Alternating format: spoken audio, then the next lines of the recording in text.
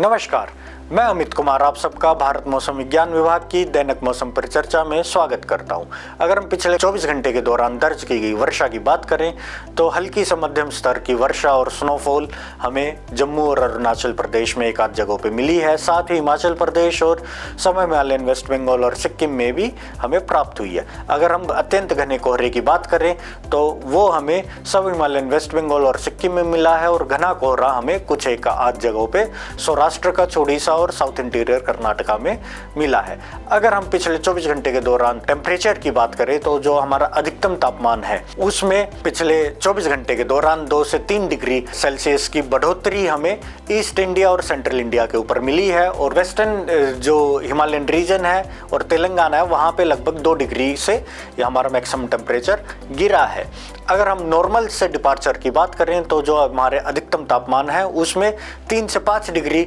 Above normal यानी normal से ऊपर हमारे temperatures north west India, east India और सेंट्रल इंडिया के ऊपर चल रहे हैं और लगभग 2 डिग्री अबव नॉर्मल हमारे नॉर्दर्न पार्ट्स ऑफ पेनिनसुला के ऊपर चल रहे हैं। अगर हम मिनिमम टेम्परेचर यानी रात के टेम्परेचर की बात करें तो उसमें 3 से 6 डिग्री सेल्सियस की बढ़ोतरी पिछले 24 घंटे के दौरान हमें छत्तीसगढ़ और बंगाल के ऊपर मिली है और 1 से 3 डिग्री की बढ़ोतरी हमें उत्तर प्रदेश, ईस्ट मध्य प्रदेश, उड़ीसा,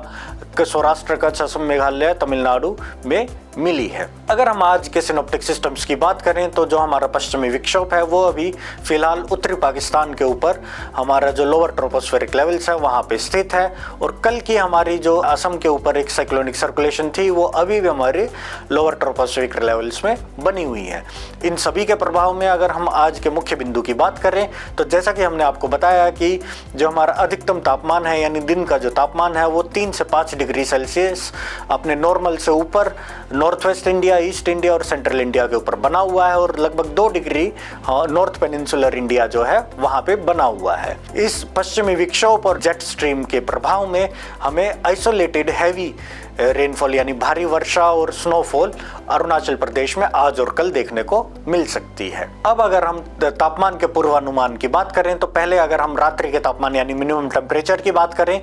तो अगर हम नॉर्थ वेस्ट इंडिया की बात करें तो वहां पे अगले 3 दिनों के दौरान लगभग 2 डिग्री हमारा मिनिमम टेम्परेचर है उसमें गिरने के आसार बने हुए हैं। सेंट्रल इंडिया में अगले 24 घंटे के दौरान कोई किसी भी परिवर्तन की संभावना नहीं है लेकिन उसके बाद 2 से 4 डिग्री मिनिमम टेम्परेचर गिर सकते हैं। अगर हम ईस्ट इंडिया की बात करें तो ईस्ट इंडिया में अगले 2 दिन तक यही स्थिति बनी रहेगी लेकिन उसके बाद 2 से 3 डिग्री मिनिमम टेम्परेचर में गिरावट होने की संभावनाएं बनी हुई हैं। अगर हम महाराष्ट्र की बात करें तो महाराष्ट्र में अगले 3 दिनों के दौरान 2 से 3 डिग्री मिनिमम टेम्परेचर गिर सकता है और बचे हुए हमारे पूरे भारतवर्ष में मिनिमम टेम्परेचर में कोई खास परिवर्तन होने की संभावनाएं नहीं है। अब अगर हम अधिकतम तापमान यानी दिन के तापमान की बात करें तो उसमें नॉर्थ वेस्ट इंडिया के ऊपर अगले 3 दिनों के दौरान 2 डिग्री